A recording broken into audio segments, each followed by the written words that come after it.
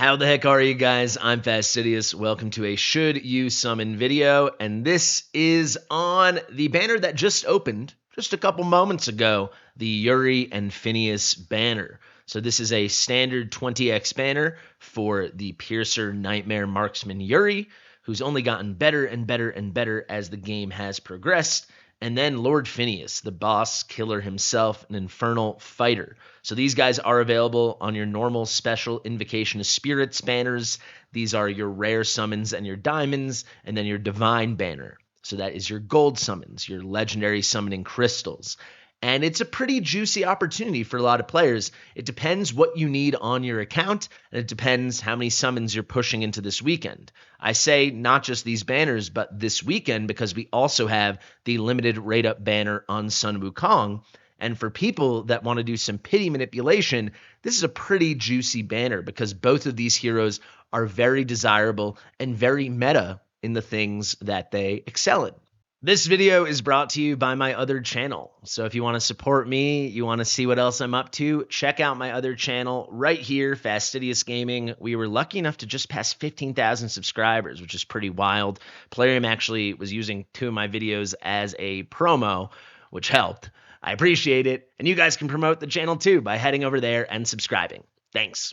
Also, while I'm at it, let me just say, if you're going to spend this weekend, and only if you already were going to spend, definitely top up using my Smile1 links in the description in the top pinned comment. There's a big top-up event with a lot of freebies like they tend to do, so check it out. Use my link and get a bunch of freebies and a bunch of discounts. So I figure, let me break down quickly now where Yuri and Phineas are so special, and then we can start answering the question, what kind of players should summon? Because as good as these two are, I still think a lot of people probably shouldn't summon just because it's a little niche. But if those niches are the things you care most about, or for example, in Phineas's case, let's say you're that close on your Abyss 1 team and he would be the missing piece, then all of a sudden this niche becomes a lot more than that, right? It becomes pretty freaking special.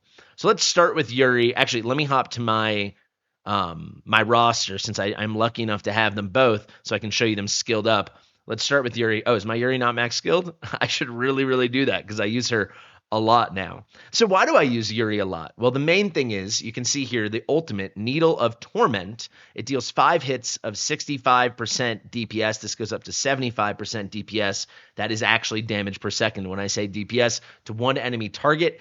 If that target dies, she gets a little rage back, and then this lasts 10 seconds, right, at full skill ups. Holy crap, I need to max her out.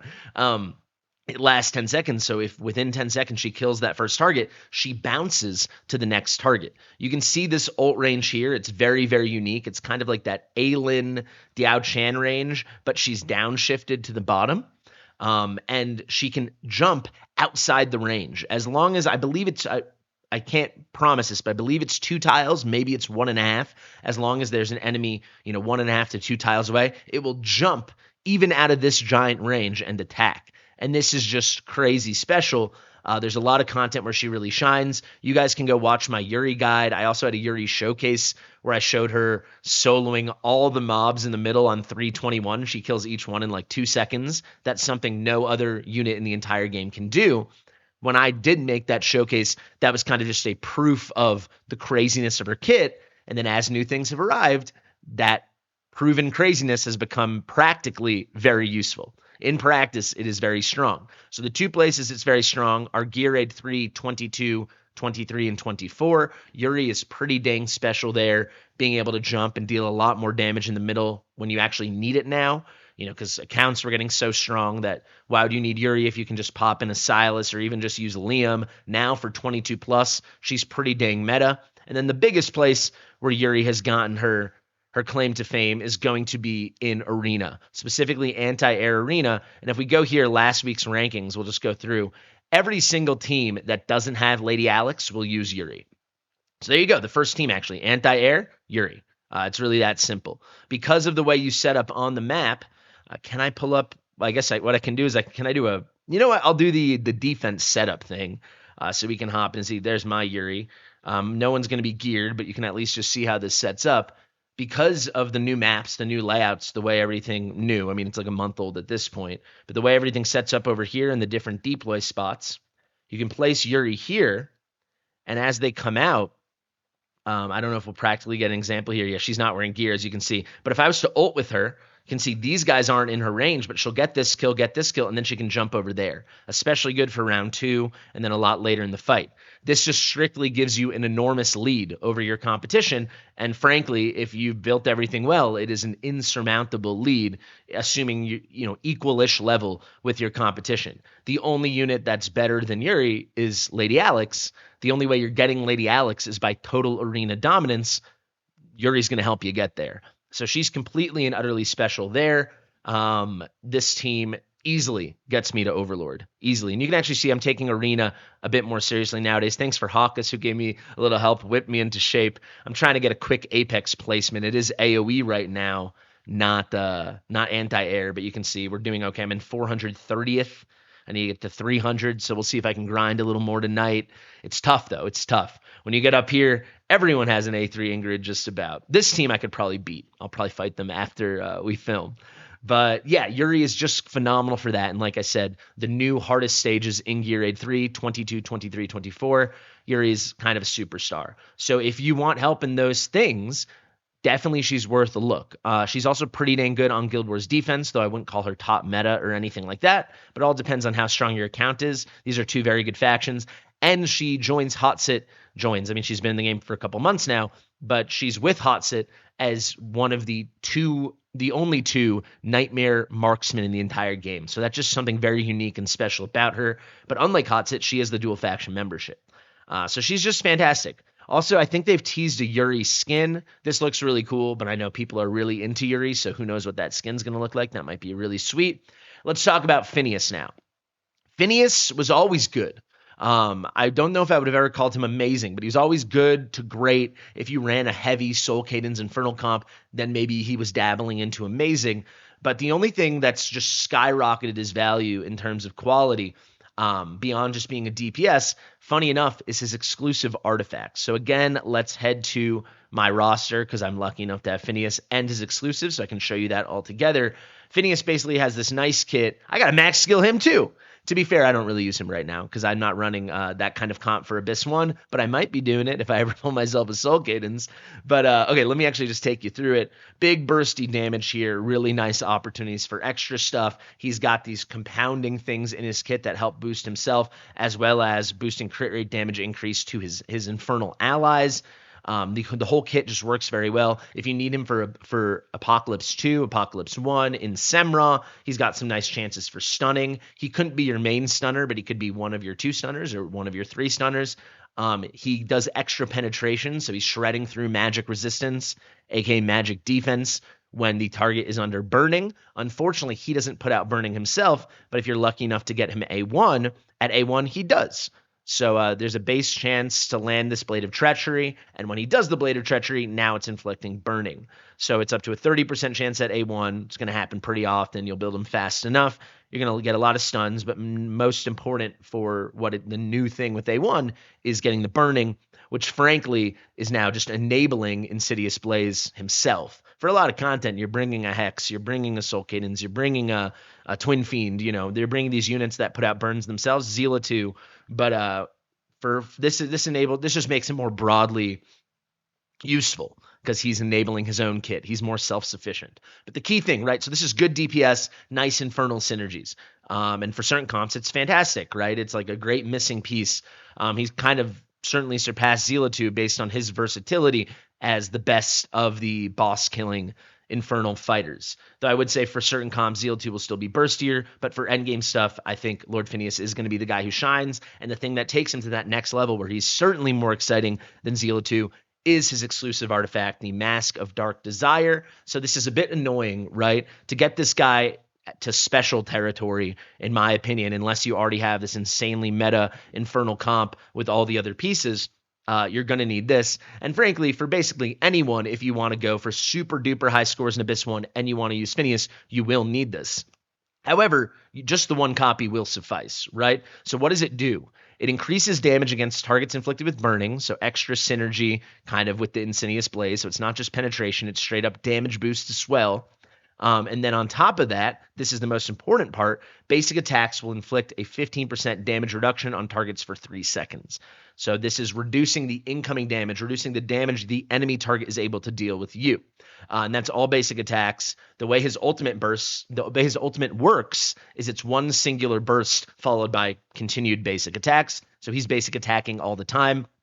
He will maintain 100% uptime on this 15% damage reduction. It's really good. It gets even better, though, because Blade of Treachery will do a 30% damage reduction. So that's the big version. That ties all these units like Numera and Alistair and Volca for the highest damage reduction debuff in the game. If we go and we look at Blade of Treachery, this is the thing we were just talking about. This kind of happens all the time. So it's very rare to never that you're going to have, maybe not never, but it's very high uptime that you're going to get that full 30%, because this is hitting 25%, 30% if you've got him A1, and you'll build him pretty fast, right? He's got that standard, I'm almost certain he's got that standard base attack interval of 2.6 seconds. Sorry, I got to pull this up from the gear menu. And you'll see 2.6 seconds. So you'll build him pretty fast. It also just synergizes with this kit. So the slowest you'll have him is like 1.6 seconds. Likely you'll want to get him to like 1.3, 1.4 seconds. And it's pretty good uptime because it lasts 3 seconds to begin with. So you can just keep refreshing it. Worst case, you've got 15% damage reduction, but it's going to be pretty good.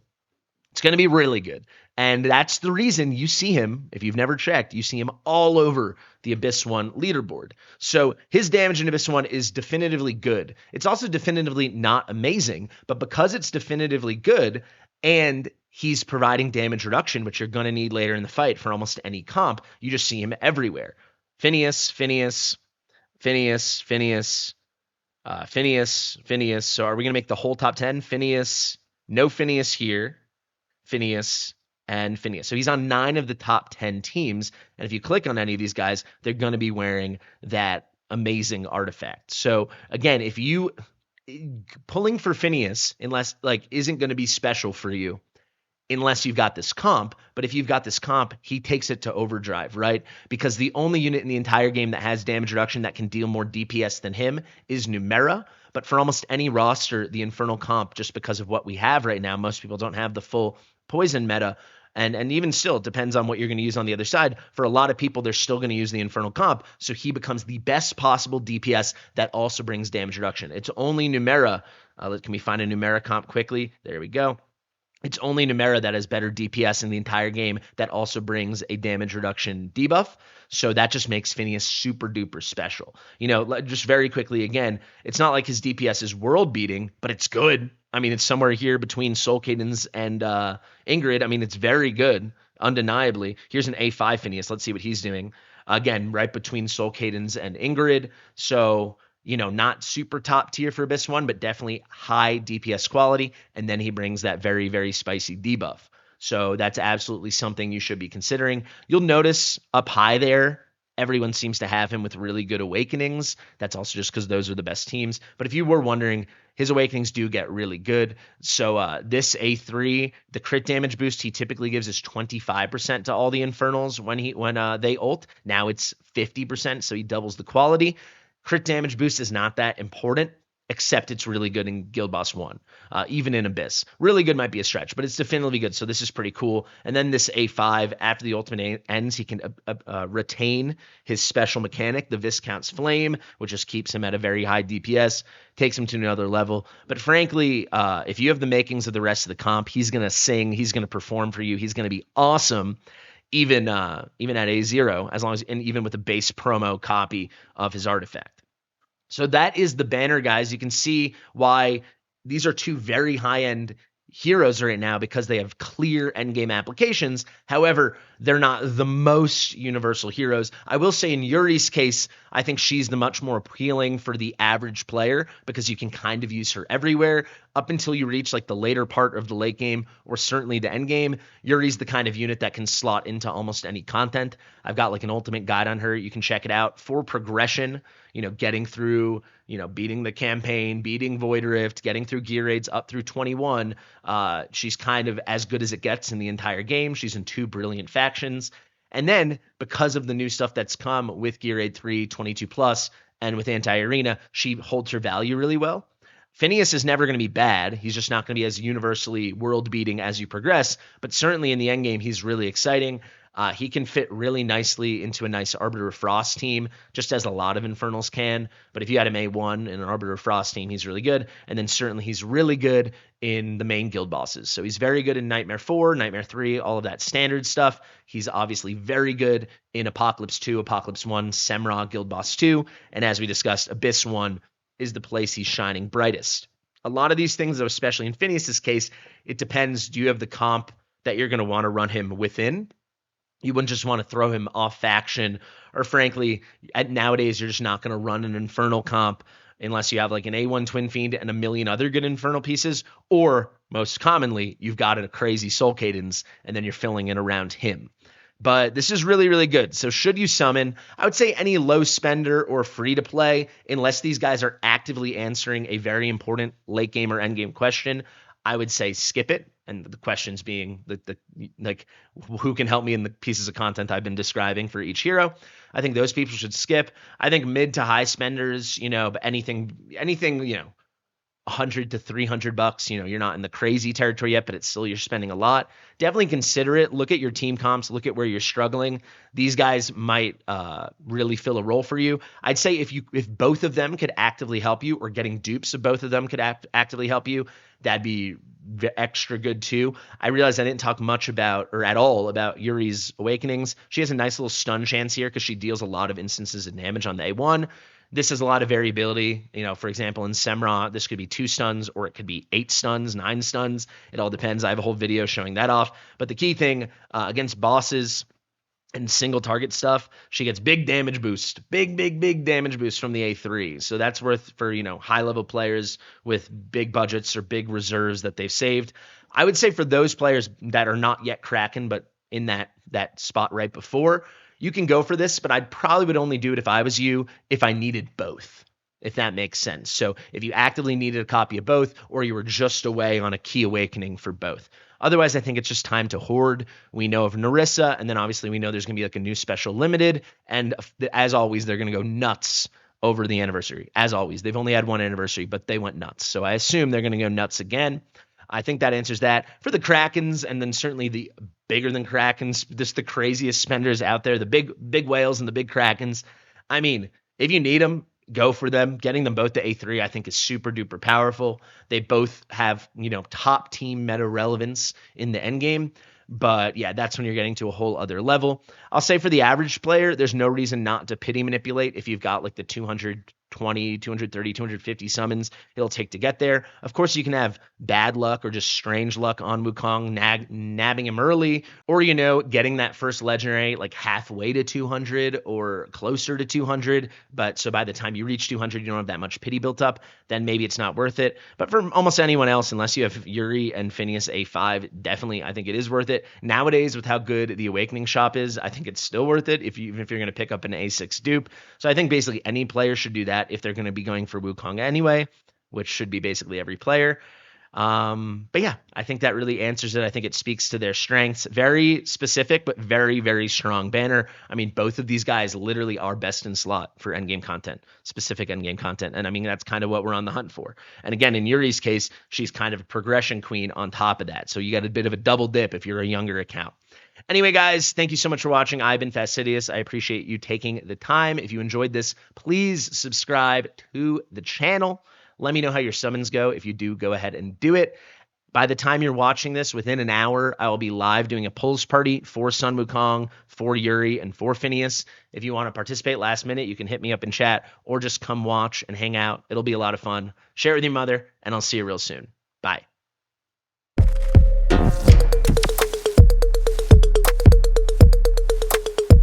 Fastidious.